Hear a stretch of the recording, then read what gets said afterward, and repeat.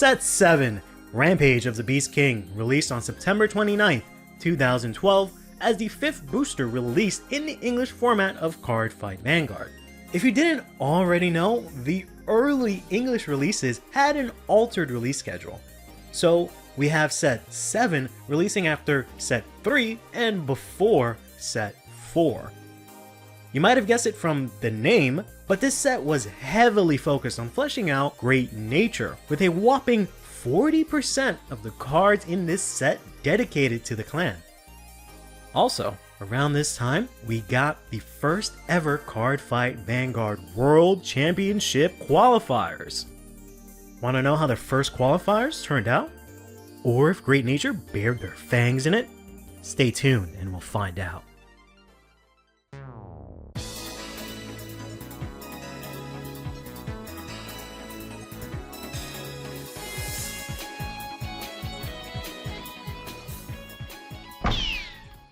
Set 7, Rampage of the Beast King, had a total of 102 unique cards and supported 6 clans: Oracle Think Tank, Gold Paladin, Angel Feather, Dark Irregulars, Pale Moon, and Great Nature. Great Nature was the main focus of the set, receiving a total of 38 cards, the most a clan has received in a single set so far.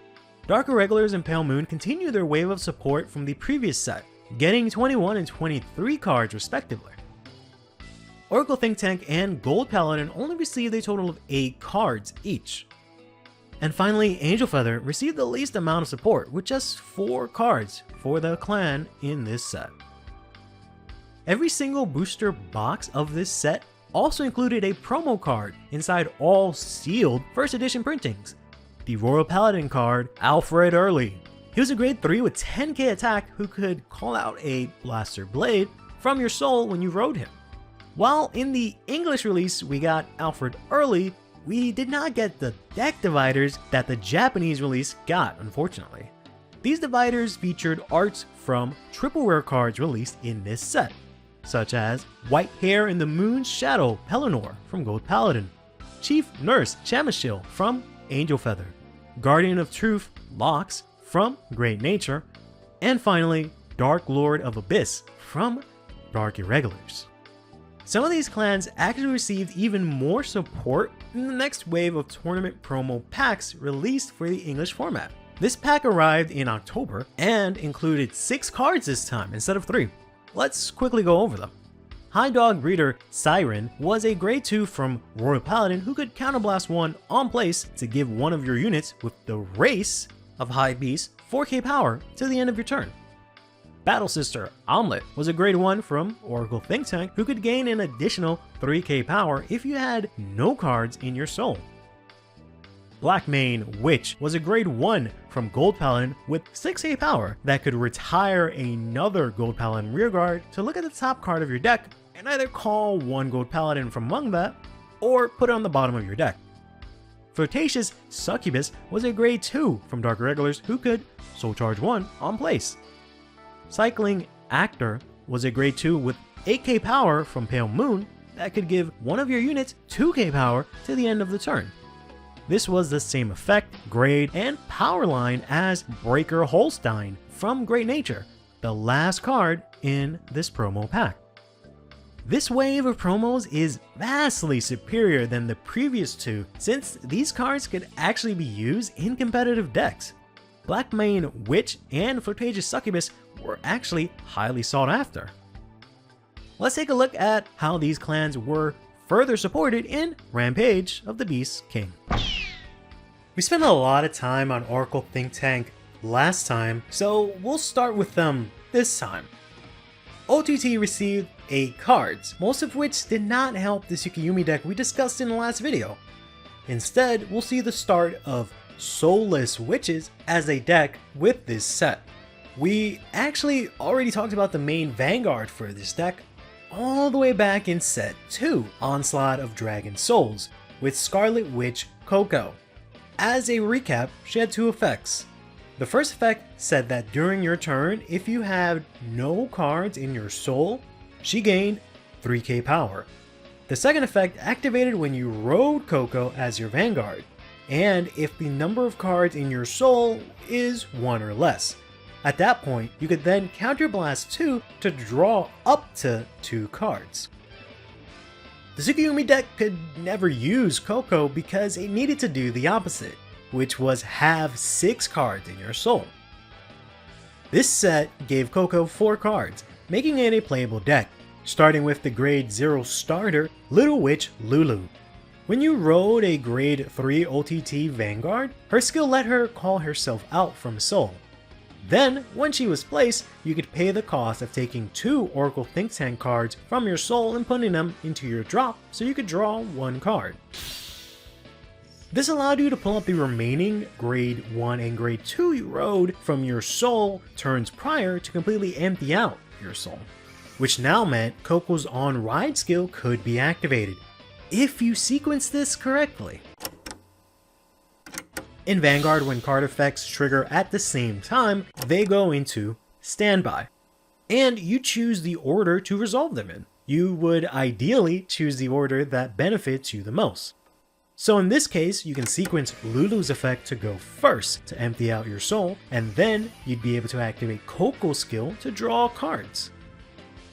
The other 3 cards for Coco in the set benefited from having no cards in your soul.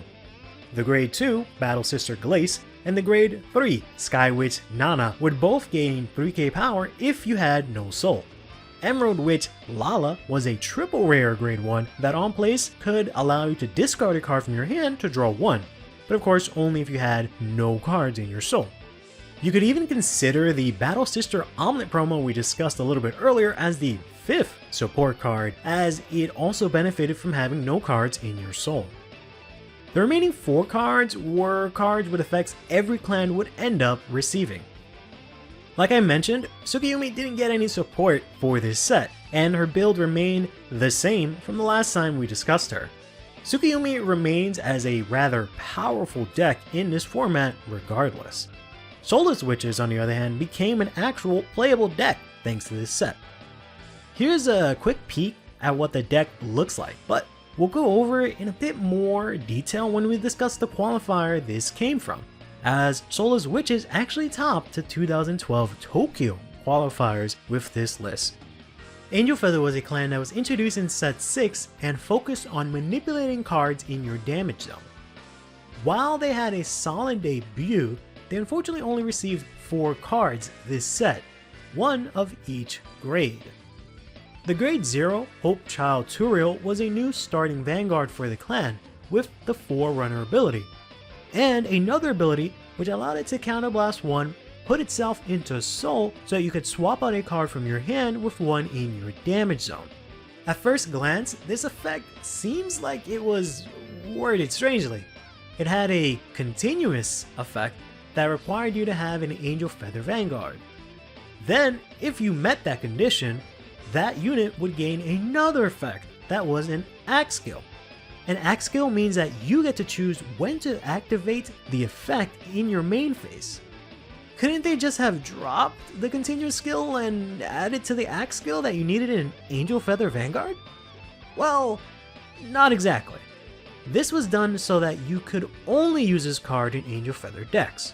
Without that continuous skill, you could potentially use this card in a deck of any other clan. Let me explain. In Vanguard, you can always pay the cost for a skill even if you don't meet the requirements for the rest of the skill. This is because you typically follow the rule of do the most you can when it comes to interpreting card effect text, meaning you keep going until you hit a roadblock, or you continue until you no longer can. So if a unit had a cost to put itself into soul, and then search for a specific card in your soul, you could first pay the cost to put that unit into soul, then reach the text that asks you for that specific unit. If you didn't have that specific unit in your soul at that point, then the effect would just stop resolving right then and there. But you would gain the potential benefit of putting a card into your soul after paying the costs. So if, for example, the continuous skill was not there for Hope Child, you could play this card in, let's say, a Kagro deck that included some Angel Feather cards. you would be able to counterblast 1, put Hope Child into Soul, and put an Angel Feather card from your hand into the damage zone. Then, when it came to resolving the rest of the skill, you would fail to proceed, as you didn't have an Angel Feather Vanguard. This usually does not matter, as you don't always want to pay the cost for no reason, as it is often wasteful. However, this cost can be beneficial to pay, as you would not only gain a card in your soul, you would also be able to put a card into your damage zone, possibly giving you access to Limit Break if you were, for example, at 3 damage beforehand. All this to say, this is still a period of time where the game let you play any card from any clan in any deck. However, we continue to see cards locked to specific clans, as Bushel was most likely trying to use this to balance out the game. We're going to continue to see more quirks like these in future card effects, including the infamous Lord effect for some time until the rule changes and the clan restriction is enforced. We'll also eventually stop seeing costs being listed at the start of effect text and instead be listed when the effect actually calls for the cost. This type of structure will avoid situations like the one we have here with Hope Child. But continue with the Angel Feather support in this set, they received a grade 1 and grade 2 that every clan would eventually end up receiving, but with a unique effect that you would think it was only a card for Angel Feather. Doctoroid Micros and Doctoroid Megalos were 6k and 8k grade 1 and grade 2 respectively that could, at the cost of Counterblast 1 when placed, take the top card of your deck and put it into your damage zone. Then, at the end of your turn, you could choose a card from your damage zone and put it into your deck and shuffle. This could be useful for putting cards you wanted back into your deck, like triggers. But the main use of this was to activate your Vanguard's Limit Break. These cards would become referred to as Limit Break Enablers by players. The last Angel Feather card in this set was the new triple rare grade 3 with Limit Break, Chief Nurse Shamsiel.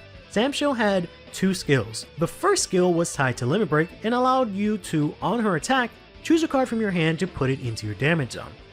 Then you took a card from your damage zone and put it into your hand. This effect worked well with the second skill that gave this unit 2k power anytime a card goes into your damage zone. This was the same effect as the grade 1 and grade 2 Pegasus we discussed when the clan first debuted in set 6.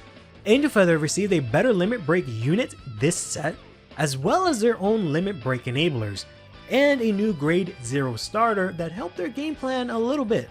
However, this was not enough to make them that much more competitively viable than they were prior. The clan did manage to earn a top 8 finish or 2 in the championship series, as well as have some solid representation overall. Grey Nature was a clan that debuted with Bermuda Triangle in set 2, on side of Dragon Souls, but with only 4 cards each. This time, they received 38 cards, more than 9 times what they previously had. These included a PG, several triggers, as well as grade 1 and grade 2 Limit Break enablers. They also received several other cards with effects we've seen on other cards from different clans. Great Nature's aesthetic was also pretty clearly defined at this point, as they were all animals in the pursuit of knowledge. As for their game plan, I mentioned last time that they were similar to Tachikaze, a clan that focused on retiring their own rearguards. Tachikaze did this to gain power, but Great Nature had a different approach to this. We can use one of the grade 3 triple Rs in this set to show what I mean with School Hunter Leopold. Leopold had 2 effects. When it attacked the Vanguard, you can choose one of your other Great Nature rearguards and have it gain 4k power to the end of the turn. But then, at the beginning of your end phase, you have to retire that unit. Many cards in Great Nature will have this type of effect, granting some sort of advantage but having the downside of retiring the unit at the end of that turn. We actually see a grade 2 and grade 1 with this same exact effect, the triple rare Binoculus Tiger and double rare Monoculus Tiger in this set. These 3 cards actually all received SP copies in this set and were highly sought after cards in the set. The other effect of Leopard was actually tied to Limit Break. It worked with your first effect and allowed you to counterblast 1, to return a unit that was retired during your end phase back to your field. One key strategy that emerged from these effects is the ability to stack multiple retire end of turn effects onto a single unit. Even though each effect required you to retire that unit, you only needed to retire that one unit one time to fulfill all of these stacked effects. One of the best targets for this strategy were any of the Hamskade trio: Pencil Squire, Pencil Knight, and Pencil Hero. They all shared the same effect. When they went to the drop zone at the end of your turn, you could counterblast one, add a card with the same name as that card from your deck to your hand. It's almost like you never lost a card to begin with. Great Nature also received a pair of Ride Chain cards this set. This pair of grade 0 to grade 3 cards would be your ideal ride targets in most decks, and have effects for continuing the chain, as well as effects that benefit your clan. We've seen how important these have been in Gold Paladin, Oracle Think Tank, and Royal Paladin, so let's see what the Great Nature one was like. The grade 0 Schoolyard Prodigy locks had the more usual ride chain effect of searching the grade 2 or grade 3 of the chain from the top 7 of your deck when you rode the grade 1 of the chain over it. This was different from the ride chain effect given to OTT and Royal Paladin, which let you look at the top 5 to ride a card. The grade 1 Bringer of Knowledge locks had an effect that only activated when you rode the grade 2 of the ride chain over it. This effect would allow you to choose 2 of your Great Nature rearguards and give them an ability. That said, if they were retired during your end phase, you could draw 1 card for each of them. This is the same effect that the grade 2 Schoolyard Prodigy locks would have when you rolled the grade 3 over it. All 3 of these cards also gained 1000 power continuously if you had the previous card of the chain in your soul. The grade 3 RRR of the ride chain, Guardian of Truth locks, also had one more effect. This was not tied to limit break and actually allowed you to give one of your rearguards 4k power and an additional critical until the end of the turn. However, it would retire that unit at the end phase, and it also had a cost of Counterblast 2 and discard a copy of your grade 3 triple rare Guardian of Truth locks from your hand. This ride chain was probably one of the weakest we've seen so far. The grade 3 locks effect was interesting and one of a kind at the time, as the only way to give a rearguard a crit at this time was to check a critical trigger. The grade 2 and grade 1 of the ride chain didn't offer you any advantage, as you needed to have 2 rearguards on board a turn prior to riding them in order to use their effect. On top of this, the effect that the grade 1 and grade 2 gave to the rearguard only activated if the rearguard was retired at the end phase. So you would still need to play a minimum of 2 other cards who had a skill to retire those previously mentioned units, so you can then retire them and draw 1 to 2 cards in your end phase. Great Nature went from barely existing for a few sets to having almost as many cards as Royal Paladin, one of the first 2 ever clans introduced in the game. This, however, was not enough to elevate the clan to the same level as Royal Paladin, as it would receive 0 tops in the championship qualifiers. Even though this wave of support made Great Nature playable, it still wasn't competitively viable in the current format, possibly due to a majority of the cards being cyclers that all clans had access to. Although we don't have any topping list, here's what a Great Nature list might have looked like at the time. Gold Paladin finally got their second wave of support in a main booster set. Gold Paladin was already seen by many as the top dog since their last wave of support from the extra booster, Cavalry of Black Steel, but now they got elevated even more. They received a pair of grade 1 and grade 2 limit break enablers. They received an extra draw trigger as well as a clone of the Line Heat from set 2. Great Nature also received one of these cards in this set, by the way. The remaining 4 cards would actually end up seeing play. We've got 1 of each grade, so let's start with the grade 0 first. Spring Breeze Messenger was a new starter with the Forerunner ability. It had another ability that allowed you to counterblast one and put itself into soul after the attack it boosted hit a Vanguard. Then you can look at the top 3 cards of your deck to call out up to 1 gold Paladin unit from among them. This unit would have to be called out as rest, however. You would then put the rest of the cards on the bottom of your deck in any order. This is very similar to the effect of the Spectral Duke Ride line and the Vivian we've talked about before. The grade 1 double rare Listener of Truth Dean Drain was a card that would actually see play in both Gold Paladin variants at the time. Whenever Dean Drain was placed from your deck, you could Soul Blast 1 to draw a card. This made Dean Drain one of the chase cards from this set, along with the next card in the grade 2 Lop Ear Shooter. Lop Ear had one effect that activated whenever it was placed on Rearguard Circle from your deck. The effect was to, at the cost of discarding a card from your hand, you could look at the top 3 cards of your deck and call up to 1 gold Paladin from among them, while putting the rest on the bottom of your deck in any order. The last card Gold Paladin received was another big chase card, and is the card that you really wanted to hit off the Spring Breeze Messenger if you could. The grade 3 triple rare White Hair in the Moon's Shadow Pelennor. Pelennor had 2 effects. If this unit was placed on rear from deck, if your opponent was on a grade 2 or greater Vanguard, you could discard a card from your hand and ride Pelennor as your Vanguard.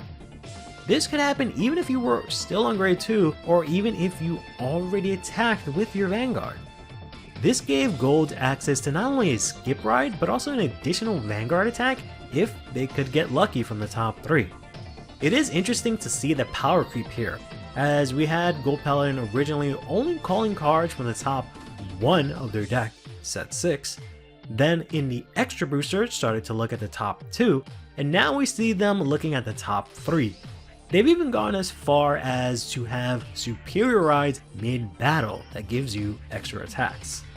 Anyway, Pelennor also has another effect. This one was tied to Limit Break.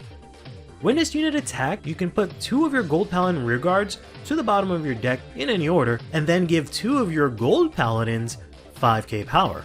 This was almost the same distribution of power as Soul Saver Dragon, just 5k short. Gold Paladin continued to stay on top with this wave of support, with both of their Spectral Duke and Ezo builds seeing a lot of play and tops throughout this upcoming championship series. And we'll see a list using some of these new cards when we go over those tops. Dark Irregulars managed to get 22 cards this set, allowing them to catch up to the other clans finally. They received 4 triggers again, this time one of each type, so they finally got to use a draw trigger. They also received 2 new grade 0 starters, one of them with an effect we'll see every clan get over time. Devil in Shadow could counterblast 1, put itself into soul to look at the top 5 cards of your deck to search up to 1 grade 3 Dark Irregulars card from among them. These starters allowed for more ride consistency, so you had an extra chance to get the grade 3 ride you wanted, or at least have a chance to find a grade 3 to ride into. These would become referred to as grade 3 searchers, or sometimes even just counterblast 1, shuffle the deck, as their effect could often miss. The other was Greedy Hand, who was another Forerunner that could counterblast 1 to put itself into soul in order to put any grade 2 or less card from your deck into your soul. This was really similar to Free Traveler, who could counterblast 1 on place to search for any Dark Irregular cards in your deck and put them into your soul. A lot of cards here are similar to Great Nature in that they are catching up with generic cards that all clans got. They also received their grade 1 and grade 2 limit break enablers. If we look at the unique cards DI received, we can look no further than the 3 Chariot cards. This was a trio of grade 1, grade 2, and grade 3 cards that would gain 2k power for each copy of cards with their exact card name that you had in your soul. This means they could reach a maximum of 6k power from this effect. These cards were rather unremarkable in the TCG, but saw a huge rework in the mobile game Vanguard 0. Given the nature of it being digital and not physical, these cards would instead fabricate additional cards of themselves to put back into your deck. This was necessary as the deck size was only 40 cards in this game, so soul charging constantly would lead to decking out really easily. The tarot cards would see a lot of play in DI decks in Vanguard 0. However, back in the TCG, you were more likely to see the following 3 cards in your deck instead. Courting Succubus was a grade 1 that could soul charge 1 if its boosted attack hit a Vanguard. The grade 1 double rare Yellow Bolt could actually rest itself to soul charge 1. This would be another chase card for the set, as Yellow Bolt had this skill as an act, so it could do it every single turn that passes. This meant one card could net you 3 soul by your grade 3 turn. Finally, the grade 2 double rare Emblem Master could counterblast 1 if its attack hit a Vanguard to soul charge 3. In general, this set gave Dark Irregulars a lot more ways to gain soul, which they could use for their 2 new grade 3 Vanguards. We'll start with the grade 3 triple rare Dark Lord of Abyss, who actually had an errata before the set even released. We discussed this once before with the first errata card for the English format, Silver Wolf Garmor. Garmor had a misprint that mentioned library instead of deck, and we also had an errata for each of the first 3 PGs released in Set 1, Descent of the King of Knights. Flash Shield Assault, Wyvern Guard Barry, and Battle Sister Chocolat were errataed so that you could only use their skill to protect your units of the same clan as themselves. Our latest errata was for Dark Lord of Abyss, and was actually in effect before the set released in English, starting on September 18th, 2012. This errata clarified that its first skill only lasted until the end of turn. Without this, it could be implied that its effect could last for the rest of the game instead. This first skill was tied to Limit Break and allowed it to counterblast 2 in order to soul charge 2 cards and gain 1k power for every Dark Irregulars card in your soul. Its second effect just made it lose 2k power if you ever had a non-Dark Irregulars unit. Dark Lord of Abyss was somewhat laughable as a grade 3, as it had the same exact effect as the Demon World Marquise Amon, except it was tied to Limit Break and required Counterblast 2 to activate. It did have the bonus of being able to soul charge 2 and had an original 11k base attack, but those were the only things it really had over Amon. Dark Lord of Abyss was not as remarkable or flashy as the other grade 3 unit in this set, the double rare Blade Wing Reggie.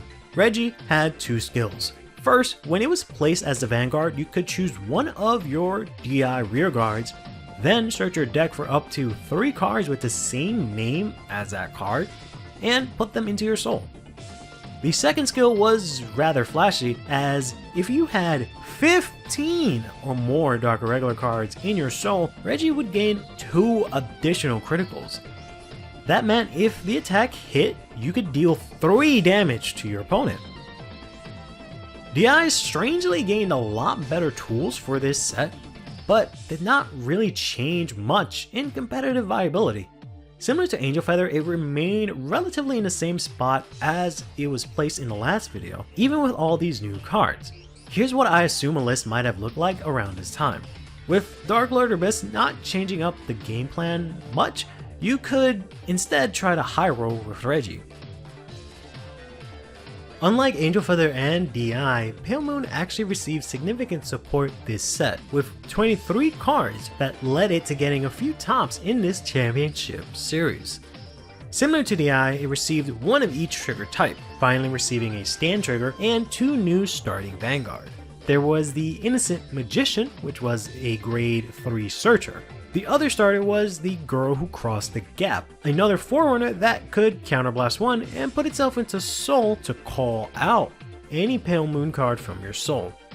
They also received their wave of cyclers to catch up, along with a grade 1 and grade 2 Limit Break enabler. They even received a second Mega Blast unit, tying them with DI. They also received many clan specific cards, like the grade 1 Dreamy Ammonite and grade 2 Dreamy Fortress. Both these cards had effects that said if they were put into the drop zone from Rearguard Circle during your opponent's turn, you could call out another copy of the same card from your soul. Purple Trapezist, a card that still sees play in Pale Moon decks to this very day. She had the simple effect of when she was placed, you could put another one of your rearguards into soul to call out any card from your soul that was not Purple Trapezist to a Rearguard Circle. This is one of the clan's most pivotal cards, as it was very versatile, able to switch rear guards in main phase and able to extend into additional attacks during the battle phase. Dancing Princess of the Night Sky is another card that still sees plays to this day and had the same effect as the Free Traveler we discussed in DI. However, this effect works way better in Pale Moon, as they benefited from having specific cards in Soul way more than DI did at this time. Then there's the triple rare grade 3 and most iconic Pale Moon unit, Silverthorn Dragon Tamer, Lukier. Lukier had two effects. One of them said when a card was placed from your soul, she would gain 3k power to the end of the turn. This would apply for each card that was placed from your soul, allowing her to continue to grow in power. Her second effect was tied to Limit Break. For the cost of Counterblast 3, you could call out 1 grade 0, 1 grade 1, 1 grade 2, and 1 grade 3 from your soul onto the field. If you called out 4 cards, you'd increase Lukier's power by 12,000. You could even combo this with the Purple Trapezes as the grade 1 you call to switch out one of your cards with another. The remaining 4 cards were all double rares. Magician of Quantum Mechanics was a grade 1 with the same effect as Purple Trapezes, but at the cost of Counterblast 1 and was an axe skill instead, so you could only use it in your main phase. But it had the added benefit of putting the card you called out from your soul back into your soul at the end of that turn.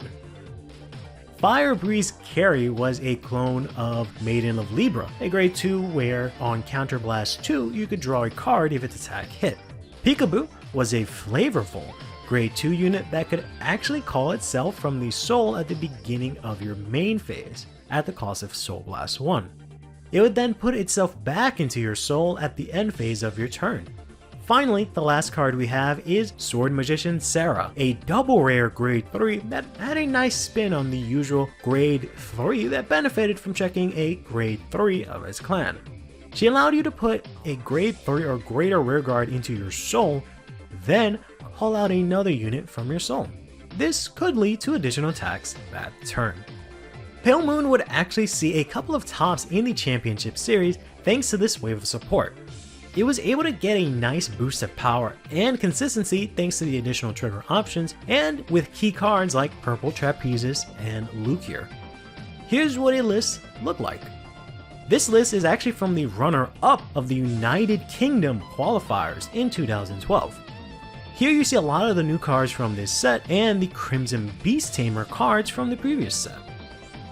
But speaking of these qualifiers, without further ado, we can finally start going over the 2012 World Championship Series. The first ever English Cardfight Vanguard Championships were in 2012. This tournament was the first ever official major scale tournament circuit for the English version of Cardfight Vanguard.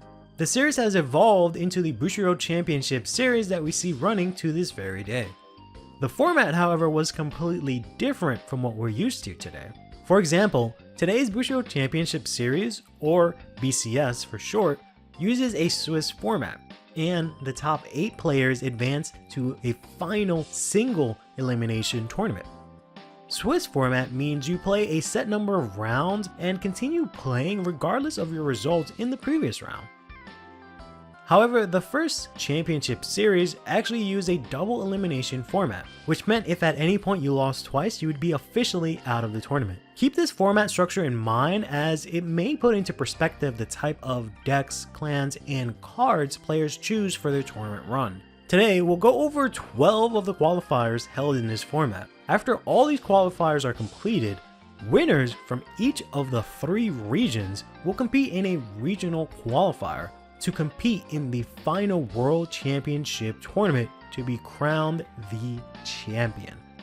We'll go over those regional qualifiers and the finals next time.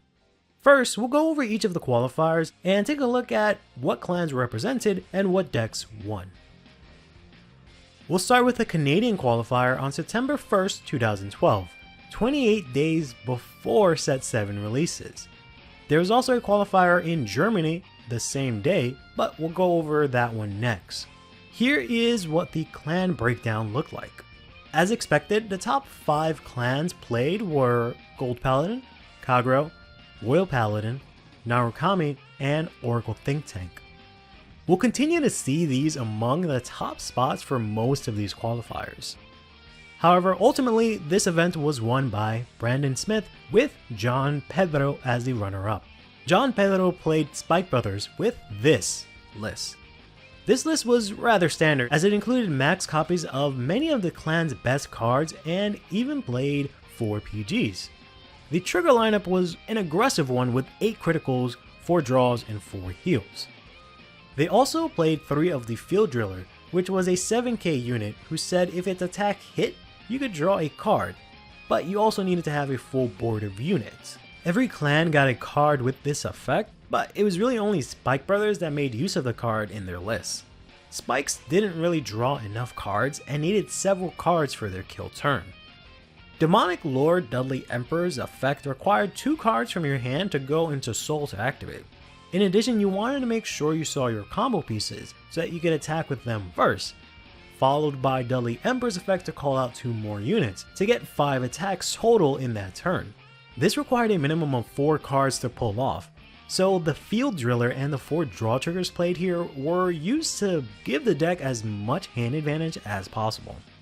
This list was beaten by Brandon Smith and their Spectral Duke Dragon list. This list was rather standard, playing 4 copies of all the Ride Chain cards except the Great Zero, naturally, and ran 4 of each of the clan's vanilla beaters. The trigger lineup was the aggressive route, which will become the standard of 8 crits, 4 draws. The Gigantic Destroyer was commonly played in many decks, as well as its clones in other clans. This card also combined well with a card we'll see in just about every single Gold's list today, Sligow Dagger. This card could give you magic numbers of 21k with the Gigantic Destroyer. For a similar reason, the Grade 1 Little Battler Tron was played.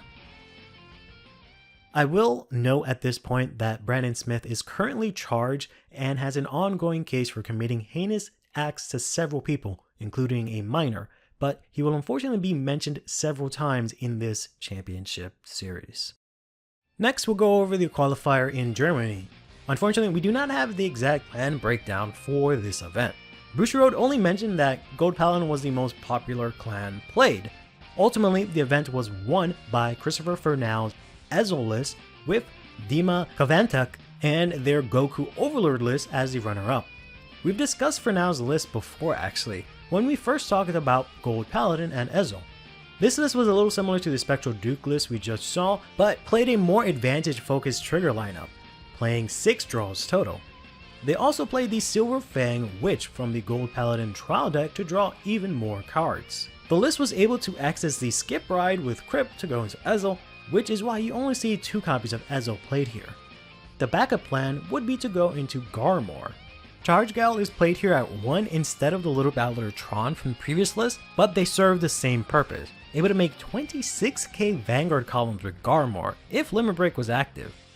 You'll see this become more prevalent in upcoming lists, as this proved to be very powerful. Dima's list is not too far off from the Goku Overlord list we went over in the very first video of this series. The game plan was the same as we discussed then.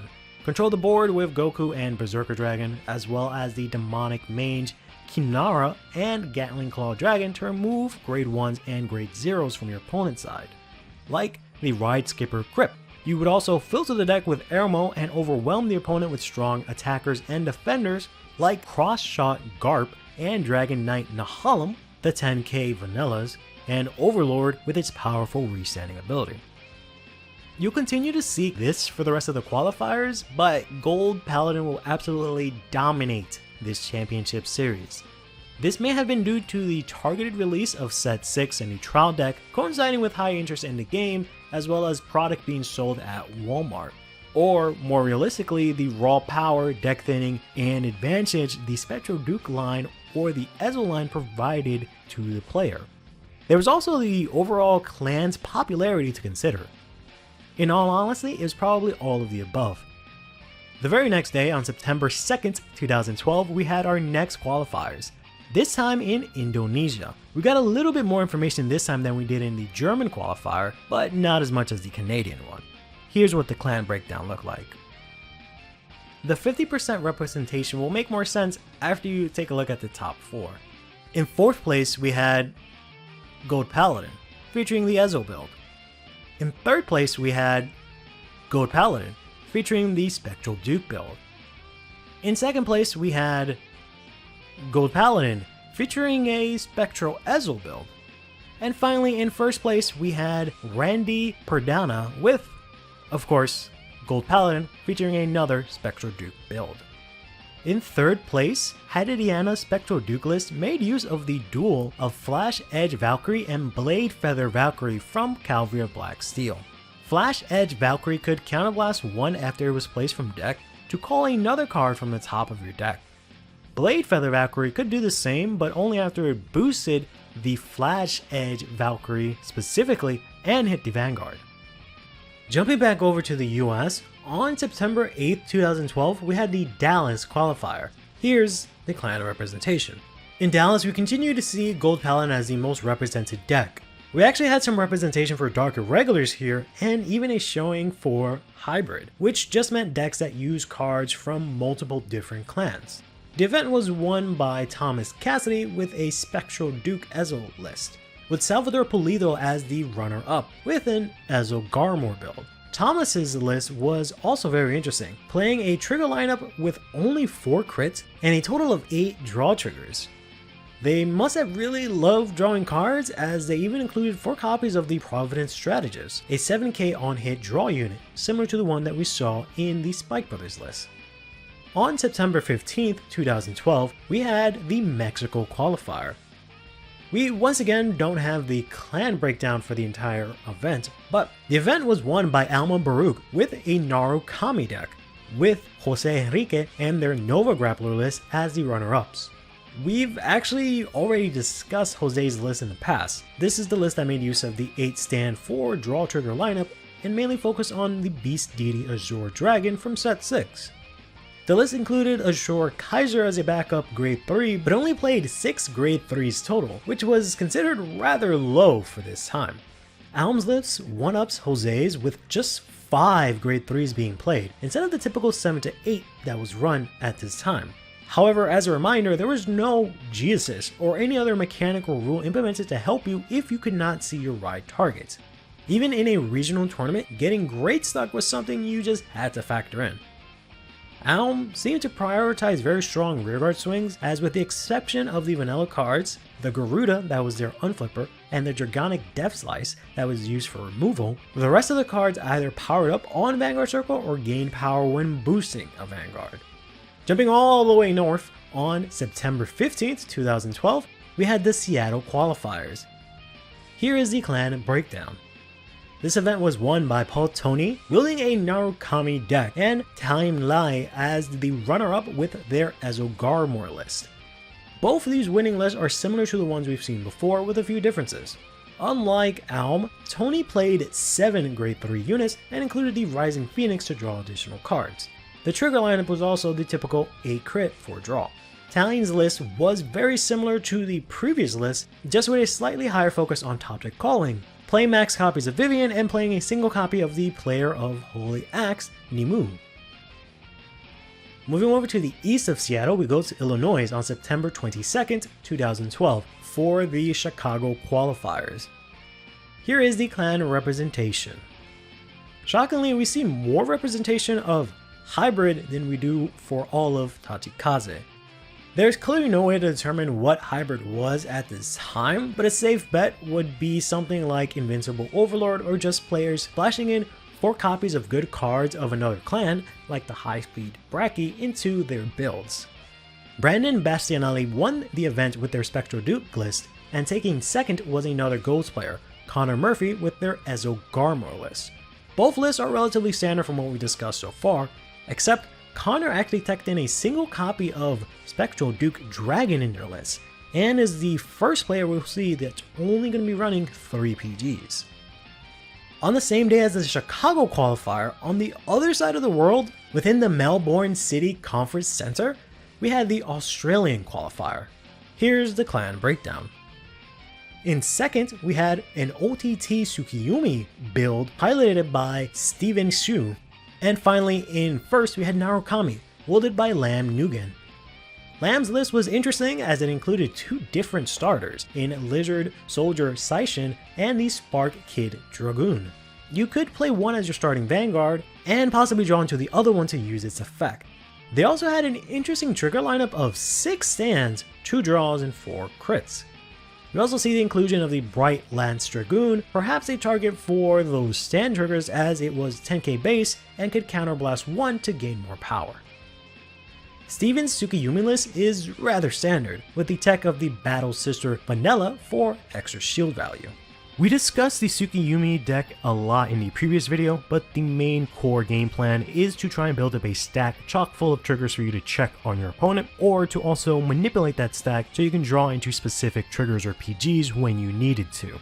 The main payoff for this being combined with the Silent Tom, who had a guard restrict that allowed its attack to not be guardable by grade 0 units.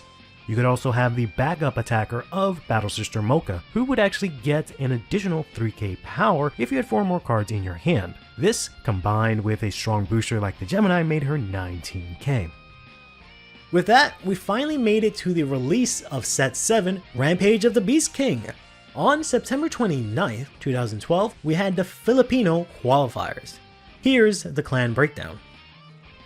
In second, we have Emil Christopher Tang with the Royal Paladin list we've discussed a few times already. And finally, in first, we had Erwin Jameson Argo with a Spectral Duke Dragon list. Erwin's list was similar to many others and included the Garamor and its booster as well. As mentioned, this has become standard because you can ride into Garamor, use its skill to call out the charge goal, and then instantly have a column of 26k. Emil's list has been talked about in previous videos, but it's the only Royal Paladin list we'll see in first or second place of these qualifiers. This list made use of the Galahad Ride chain in order to compensate for the lack of the Barkle that was recently restricted due to its strong combination with the Soul Saver Dragon. That said, Galahad Grade 3 is not seen in this list because the main goal is still to go into the Soul Saver Dragon, use its skill to power up your rear guards, and overwhelm your opponent with massive numbers. This can be done pretty easily thanks to the Pongo that can search out the Soul Saver Dragon and add it to your hand, and finally the Akane, who can actually counterblast 2 to search out the Pongo themselves. After that, we go back to my home turf. On October 6, 2012, at the New Jersey Convention and Exposition Center, we have the New York/New Jersey Qualifier. The clan representation looked as such. And your top 8 was as follows. In 8th, we had Oracle Think Tank, followed by Kagro in 6th and in 7th, except the Kagro list in 7th was a hybrid list with Spike Brother cards? This was most likely just the use of the high-speed Braki, which would be splashed into multiple decks during this time due to it being a powerful beater. In 5th, we had Gold Paladin. Then in the top 4, we had Oracle Think Tank again, but this time it was also a hybrid with Spike Brothers. Bushido didn't share this list publicly, but the belief I have is that this was actually using the Soulless Witches we discussed earlier, using the Braki as a beater but also to empty out your soul. 3rd through 1st was Gold Paladins, with Christopher Salk and Raymond Wong playing the exact same list for Spectral Duke Dragon. These were most likely teammates that worked together on this list. Both lists aimed to gain advantage as they played 6 draws and 6 crits and 2 copies of the Listener of Truth Dindrain. We actually had 3 different qualifiers on the same day. Across the Atlantic Ocean in the IPTA, the School of Engineering and Computer Science of France, we had the French qualifier. Here's the breakdown. In first place, we had Andy van den Olens with Spectral Duke Dragon. We actually went over this list in a previous video, and it is a rather standard list using most of the cards we've discussed prior. We've also discussed the second place William Astel's Cowgirl list as well. William had an Overlord deck which used Dragonic Lawkeeper and Hex Cannon Wyvern from Narukami as well. The final qualifier on October 6, 2012, and the last one we'll go over in this video, was at the E-Curve Mall in Malaysia for the Malaysian qualifier. Here's the clan breakdown. In first place, we had Nova Grappler from the winner Chok Wang Hong. I believe we also discussed this list briefly when we went over the Death Army cards, as you can see them here. The list also played what is called rainbow triggers, as it has 4 of each type. You can also see a high count of grade 3s at 9, but given Ashura Kaiser's effect, it makes sense. The second place Gold's list was a Spectral Duke variant piloted by Muhammad. It was rather standard compared to the ones we've seen prior, and included Garmor. The 2012 qualifiers were absolutely dominated by Gold Paladins, as you can see from all the clan breakdowns. They were, of course, not the only clan to win at least. By my count, I counted 14 total tops from Gold Paladin, if we only count first and second. 5 were Ezo focused and the remaining 9 were Spectral Duke focused. The next clan with the most tops after Gold Paladin was actually Narukami with only 3 tops. I've gone over what made Gold Paladin so strong and popular multiple times, so this may come as no shock to you if you've been paying attention or were playing at this time. It's rather ironic, however, Bushiroad created this altered release schedule to supposedly balance the game from the big 3 decks that were dominating the Japanese format, or so the rumor goes. So instead they gave us Gold Paladins early, that then ended up dominating the English format, possibly in part to the lack of those powerful decks to compete with. A lot of decks we've seen so far in this championship series had a lot of commonalities. For example, we see them maximize draw power, either through draw triggers or just rear guards that were able to draw. We also see very powerful Vanguard swings being very prevalent in all these decks. This of course mainly comes from Gold Paladin, that not only had the Spectral Duke Dragon, who could have multiple drive checks in a turn, there was also the Garmor, who could call out the charge goal and have a 26k center line. But there was of course the Ezo, who could use both their skills in order to power up the Vanguard as well. This forced players to play 4 copies of PGs in all of their lists just to be able to guard all of these attacks, as there really isn't any way to gain any advantage or cards in hand easily in this stage of the game.